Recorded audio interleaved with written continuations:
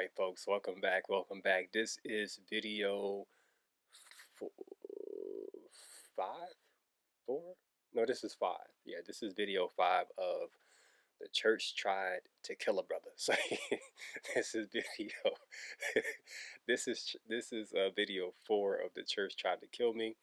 Um, I would like to first of all, before I get started for tonight, I'm not even gonna lie to you. This is video four, but I think I'm probably gonna go to video five.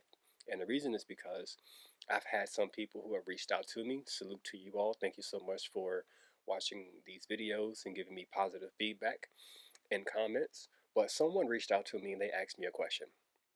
So maybe video one, video two, I talked about how when I was transitioning out of my church, I spoke to someone who I considered to be my spiritual father. And that person, my spiritual father, told me, he advised me, he said, just leave, right? Just leave the church. And the insinuation in that was, don't go talk to your pastors about you leaving. Now, that probably sounds a little confusing because you don't have context, and I'll give you context about why he said that. Because he had information that I wasn't privy to at that moment, at that time.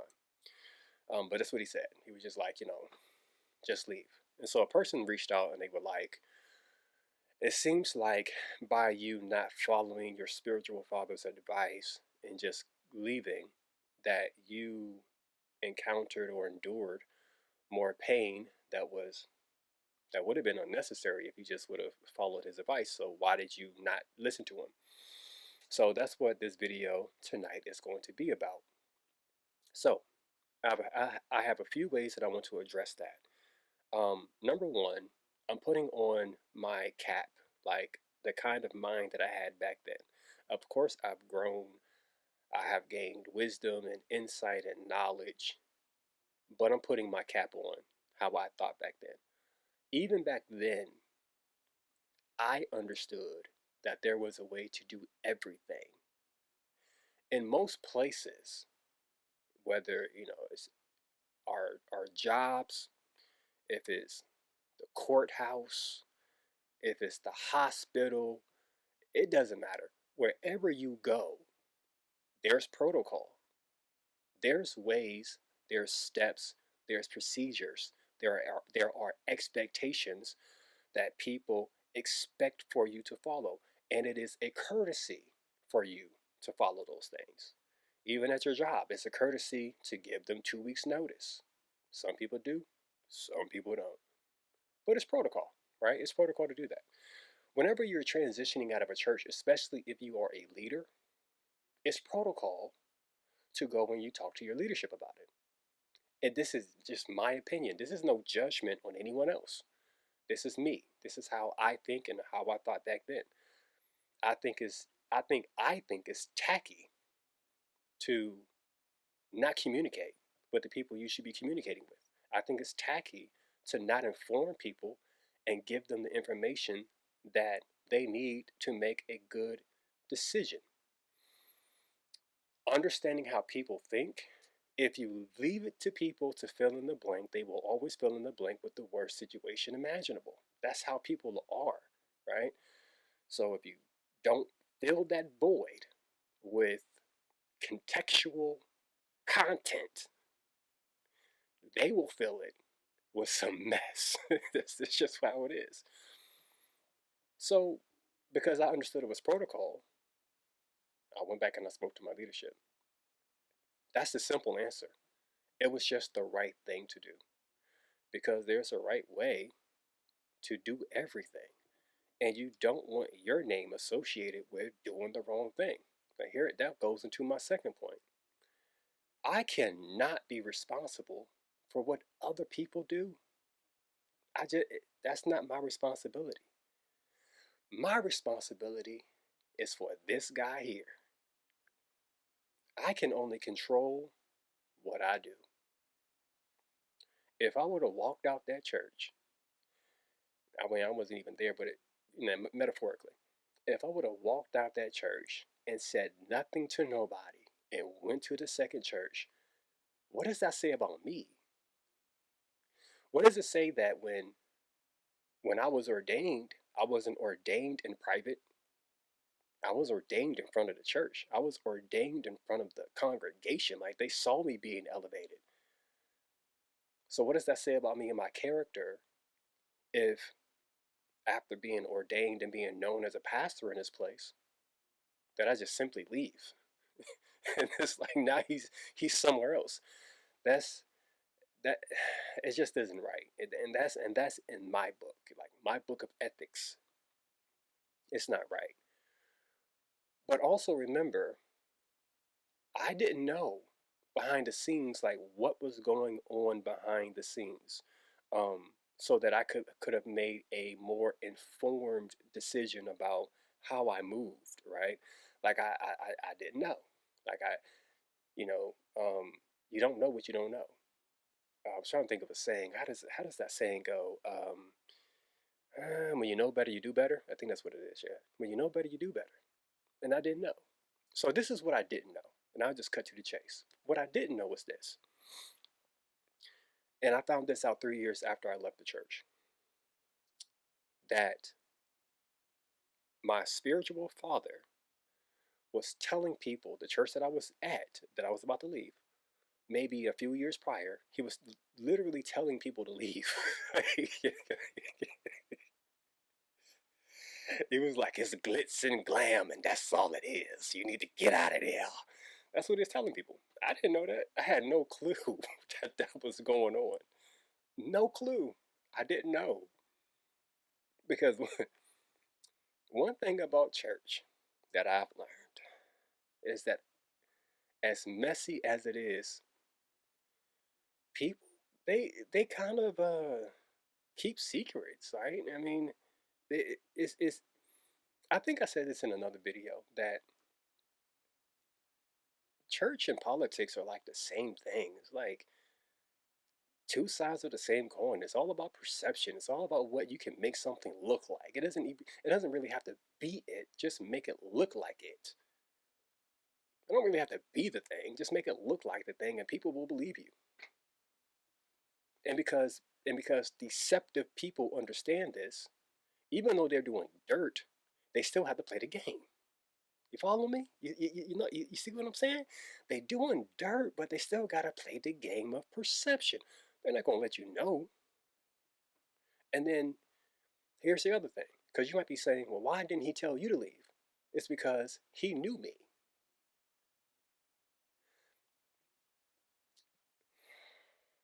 He knew me. I just put it like that. He knew I wasn't going for that. He knows that I'm a thinker, right? People know who to target. I'll put it like that. They know who to target. They know who to approach who might be susceptible to their persuasion. And those are the people that he was targeting. They were perceptive. They were, in his opinion, because I don't think any of them left to go to that church, but in his opinion, he saw them as being weak, probably, and um, was easily swayed by his lure.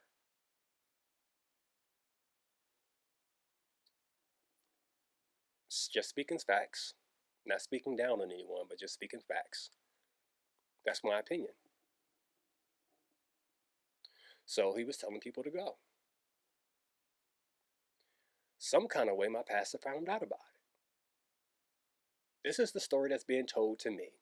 Okay, as far as what I'm saying, and I'm breaking one of my rules because one of my rules is not to say anything that's unsubstantiated, but it just makes sense to me.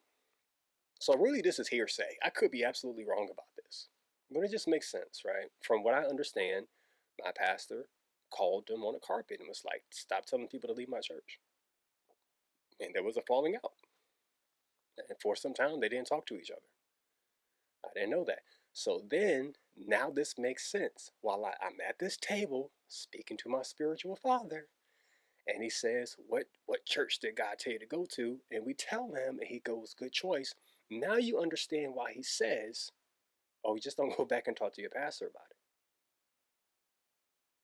Because the church that God called me to It's a church he was telling people to go to.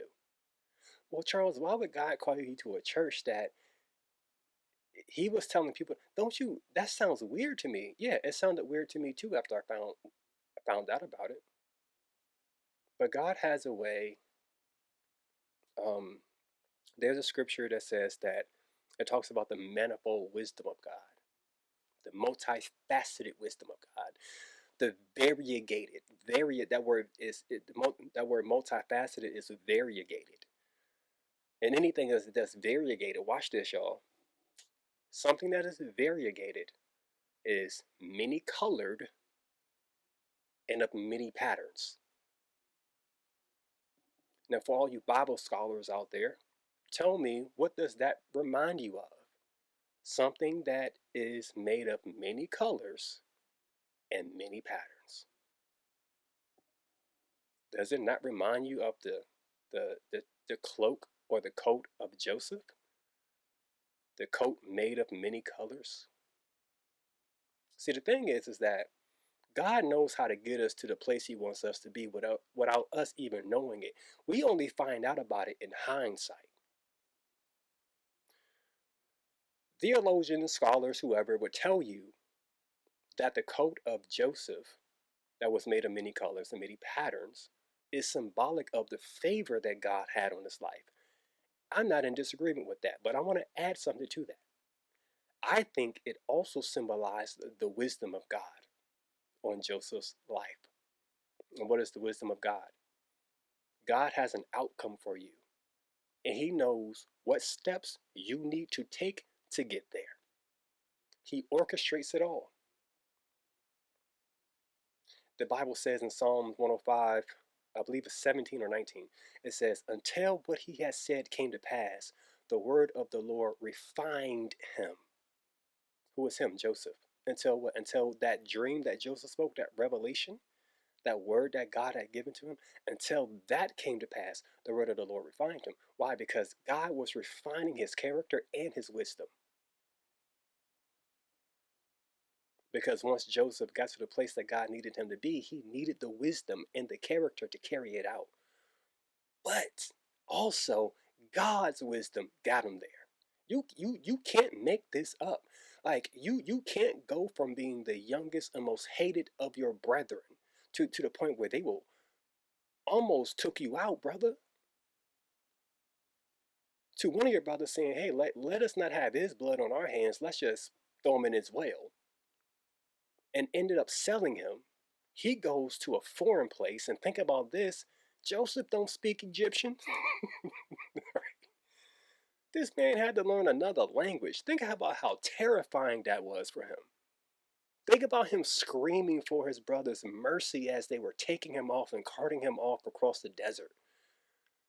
They just think about the scriptures say that his arms, I mean, yeah, his wrist and his ankles were being cut with fetters, and I mean, in that hot desert, you got this iron on you, and you end up in Potiphar's house, and you get lied on, and then you get locked up, and you get forgotten about, and then you get elevated. That's only God. So why did God tell me to go to that church? Because he knew what he wanted to do with me. He knew that I was so loyal to people that he had to cause certain things to happen for there to be a separation. And he knew that if I would have went anywhere else, that relationship that I had with my spiritual father would probably still exist today. That I needed to go to that particular church so I could start seeing stuff up close. That's why he did it. So for everybody out there saying, well, it doesn't make sense, why would you go? That's why. Because God is wise. the variegated, the variegated wisdom of God. God is wise. He's omnisapient. Kind of went on a tangent there. I don't know where I'm at now. So I knew that that was the best thing for me to do, was to go back and talk to my pastors. I can't control what other people do. I can only control what I do. And I really don't know where I'm at right now. But I'm going to just keep talking. Um, oh yeah, I was telling y'all about why that was the case. So he was telling people to leave the church, and he knew that my pastor was going to ask me if I spoke to anybody about it. He knew that I was going to say yes and mention his name, and he knew how angry my pastor was going to be because of what happened prior that I had no clue about. That's why he told me not to go back. That's the information I didn't have. So then when I went back, following protocol, doing the right thing, and my pastor, they just kind of, my pastors just kind of had a,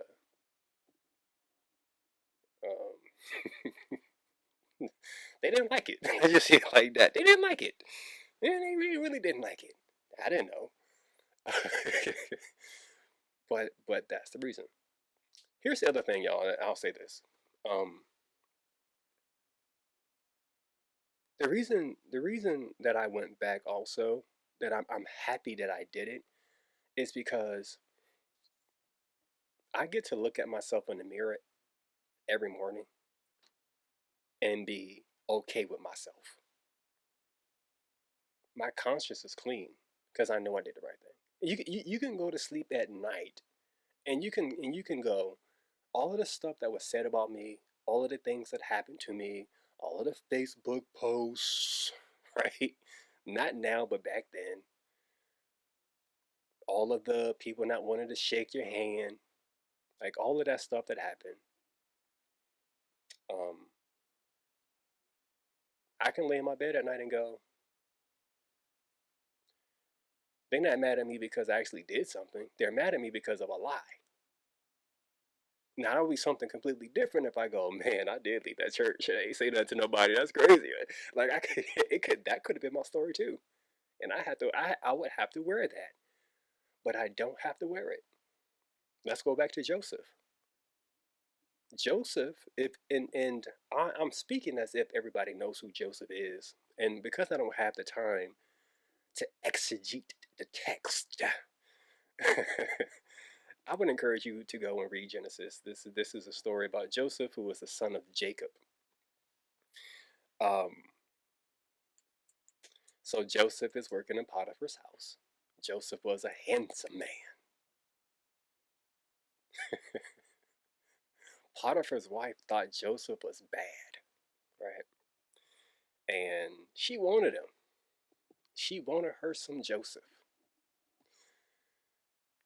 Now, let's not act like we don't know that Joseph knew that if he denied this lady, it was going to cause trouble for him. Joseph knew that, right?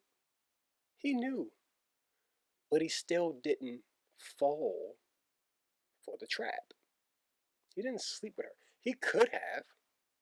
He could have gone, if I sleep with this woman, I can get her off of my back. If I sleep with this woman, I can prevent her from lying on me or doing something to hurt or harm me. But he didn't do it. He did the right thing. He followed his course of what he thought was right. He got punished for it. Sure. That's life. That's what happens in life. One of the things that we have to understand,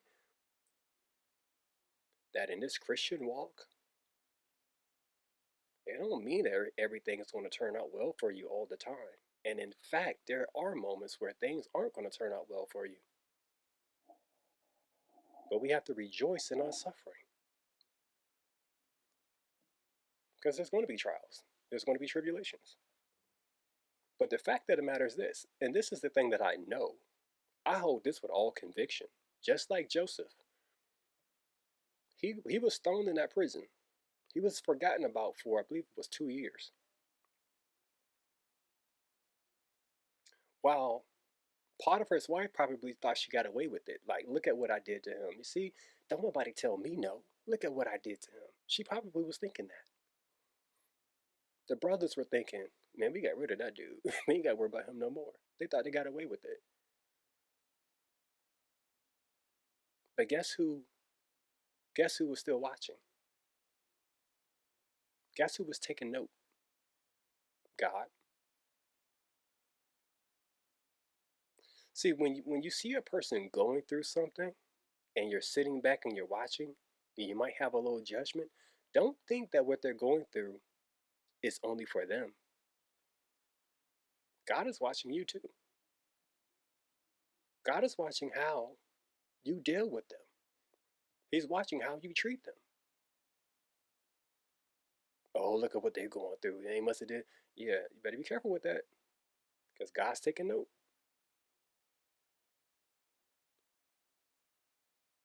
And so Joseph was punished for doing the right thing, thrown in a prison, in a dungeon. And then the bearer, a couple of years later, remembered him. But it wasn't the cupbearer who remembered him. It was God who remembered Joseph. That's my reassurance. Charles, you went through a lot because you went back and you did what you thought was the right thing to do. I did.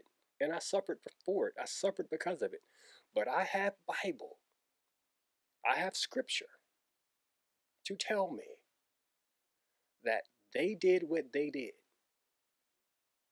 But there's someone else watching. And there's someone else taking note. And that one that's taking note and that one is watching is the only one that can close the door or open the door for me. People think that they have gotten away with what they did to you. They think that they won't have to answer for what they did to you. But you don't sit around praying that God get them, because it's very difficult to forgive people, which is a commandment, while you still want God to get them. You don't have to do that. Remember, God is taking note. God is watching. You forgive them. You pray for them. And I did another video about that. How do you pray for people? It's not necessarily about praying for their prosperity. It's praying for their heart, because they're not doing you right or people right. Pray for their soul. Pray for them. Let God do the rest. So that's why I did what I did. That's why I went back. That's why I spoke to my pastors. I can always say that I did. There were people who were saying things like, well, if God had told Charles to leave the church, why didn't God tell the pastors? And the assumption that they were making is that God didn't. I can always go. He did. He did tell them. And I spoke to them. You can never, you can, as much as people will want to put that on me, it'll never settle. Not in heaven, anyways. Not in heaven. Not in God's book. So that's why I did it. And I would encourage people, and I know it's difficult. There are times where doing the right thing is difficult, and I would say use wisdom and discernment in everything. But there are some things where you have to do what you know is right to do, so that the accuser of the brethren cannot stand before God's throne and accuse you of doing the wrong thing. You don't give him any evidence against you, because that's what he's looking for. He wants to set you up to take some type of action that goes against God, so that he can go stand before God and accuse you. Look at what Charles did. But in this case, he can't say that about me. He can only cause other people to think that about me. But here's the thing, a lie won't always stand. It never will. Truth always comes to the surface. And I'm not saying that that's what's happening in my case, but this is the reality of what happens with truth and lies. This is always the case. You can rely on that. It might not come when you want it, but it's going to be on God's time. It might not be there when you want it, but it'll be right on time. I don't know about that. That right on time stuff ain't always like, yeah, that right on time. It don't be on my time, Lord, because it be on God's time, and God's time ain't always our time. All right, y'all. That's all. That's all I wanted to say. That's all I wanted to address in this video. Um, and we got one more ride, and then we're gonna jump off of this train and do something else. Again, leave your comments, your concerns, your input, your encouragement, whatever. Hit me up. Um, and I'll see y'all in the next video. No, I ain't gonna do that. You know, people like peace. Like, no, I ain't gonna do that. That's so old. That's so old, yo. All right, I'll see y'all in the next.